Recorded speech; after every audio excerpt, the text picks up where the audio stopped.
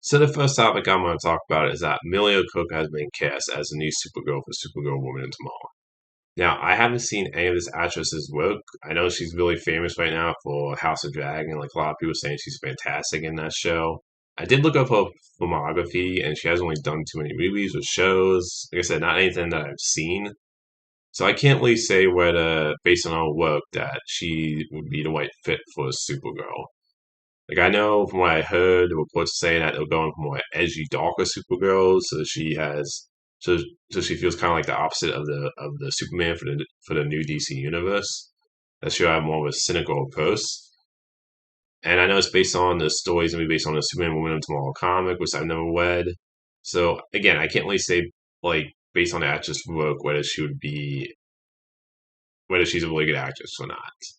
But all I care about at the end of the day is we got a great actor. And from what it sounds like in House of Dragon, it sounds like she's a great actress. So hopefully she ends up being a really great Supergirl. The next thing I want to talk about is that Marvel Sony movie, that Bad Bunny was attached to play that Wesley character. Apparently, it's not dead. It's still in development, but obviously Bad Bunny won't be playing the lead character. Now, I am surprised by this actually because I didn't think I thought they would have canned this movie. I think I remember seeing a post that they canceled the movie, and I guess Sony's still going to go through with this. And I'm going to be honest, I don't find any excitement for this movie personally for me. Maybe it's because I'm just not really caring about the whole idea of doing a Sony verse with characters that are connected to Spider-Man but without Spider-Man.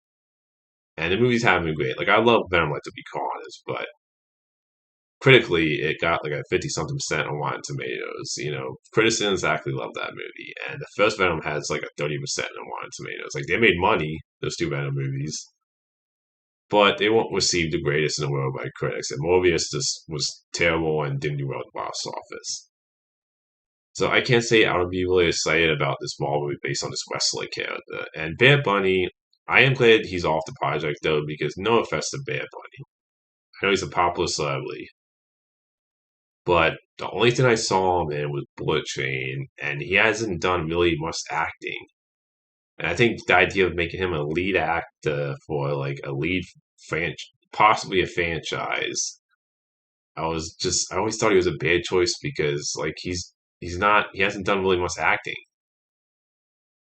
And even when I saw him in Bullet Train, I was like, he's fine in that movie for what the character is, but he's not in the movie that much. He plays an assassin that doesn't really talk too much. So it's like that movie didn't really give me anything that made me go like, oh man, he would be a great choice to lead a franchise. So I always thought he was a bad choice. No offense to Bad Bunny, but yeah, the movie's still in development. Personally, I'm just not really all that excited for this movie. Hopefully, it ends up being good, and they get obviously a more experienced actor, and maybe that will make me a little bit interested. But I'll admit, right now, not really too excited about this movie. The next thing I want to talk about is the writer of Jennifer's Body was talking about his hopes for a sequel. And I was talking about how when the movie came out, it was commercially, critically a failure, and he was salty about the response to the movie. I mean, basically, it doesn't sound like he's found a studio that's gonna like do the sequel. So, I mean, this news isn't saying that Jennifer's Body 2 is gonna happen. Now, when it comes to Jennifer's Body, I was only a fan of that movie, and it's a movie that I can totally understand why critically and financially it didn't do well. Like, I think it's personally just a bad movie, and I mean, for people who enjoyed it, loved it, that's totally fine. Film is subjective. So if you enjoyed all that movie, that's awesome.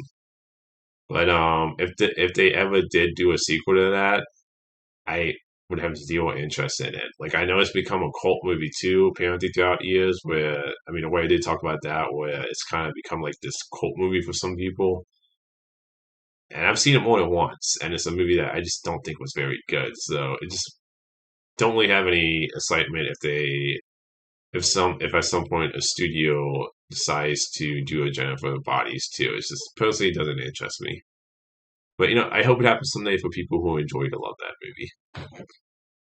The last thing I want to talk about is that Sony and Marvel are having a disagreement. So reports are going around that Sony wants the fourth Spider-Man movie, Spider-Man 4, to be a Tom Holland, Tom McGuire, Andrew Garfield team up film again, like No Way Home. Well, Marvel Studios wants to go more street level grounded posts and smaller posts with Spider-Man 4. I know Tom Holland has talked about that they are going to do a Spider-Man 4. I know he's also talked about that he might be done the role soon. So, and I can totally understand that he's put together for a couple of movies, and I thought that was a great trilogy. But I think for me, I would prefer if they went to the Marvel Studios approach, which is grounded, personal, a smaller story. Because I love seeing Andrew Garfield and Tobey Maguire Spider-Man back, seeing them all team up in No Way Home. I love No Way Home. I love the first two movies. It's a great trilogy. But the way No Way Home ends, I feel like that would be kind of a more interesting dressing to go, where you have the end of No Way Home, where he's in the shitty apartment. He's obviously gonna have to get a job. He's starting his college years. I feel like the grounded street level personal approach would be better than going the bigger spectacle approach again. I also think it was great to see those kids all together, but I don't know if the magic would be there a second time. Like it was, I definitely think it would still make money.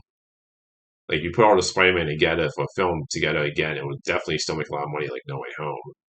But you know, it was special because it was kind of like the first time seeing all these versions of Spider-Man together. It was like the Avengers, where you saw all the Avengers together for the first time. I don't think it will, like, I don't know if it will like have quite the same magic as before, but like I said, it will still make a lot of money. And for me, I feel like No Way Home was a great send off for Andrew Garfield and Tobey Maguire's Spider-Man. Like I feel like they had a great send off in that movie for their versions. I feel like that might win in those send offs. So I would be worried about that a little bit.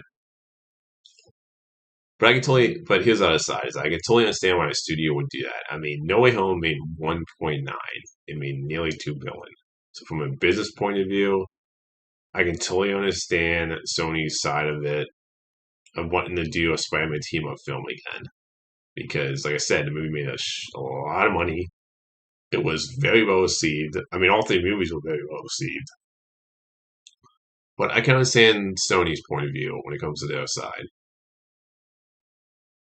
And then, I guess another thing for me would be that I just hope if they go with Sony's approach versus to do a Spider-Man team up film again, I hope they have a compelling reason to have them in there again. Because I think one of the things that really No Way Home did a great job when it came to having Andrew Garfield and Tobey Maguire in that movie is that it's they was there to add to Tom Holland's Spider-Man journey. And I just feel like if you brought him back, I just hope they have a compelling reason and not they wouldn't be there just for fan service. Because they felt important to the story in No Way Home. And there's also another thing for me is that I would personally want to see a fourth Spider-Man movie with Tobey Maguire and a third main Spider-Man movie with Andrew Garfield and seeing them all team up again. Like I would be excited to see them all team up again, of course, but I would prefer that and then having Spider-Man 4, like I said, be more the grounded street level approach that Marvel Studio wants to go with. Now, no matter which way they go, or whether they combine like the two ideas that Sony and Marvel Studios has for Spider-Man 4, I just care about if you get a really fun great movie. So if they have like a compelling reason to want to bend Andrew Garfield to want to go, well, I back them all down for as long as you have a compelling story reason. If you want to go to street level, grounded approach, I'm fine with that too. As long as I get a really fun, great movie, that's all I care about at the end. But yeah, that's all the movie news today. Until next time, movie fans.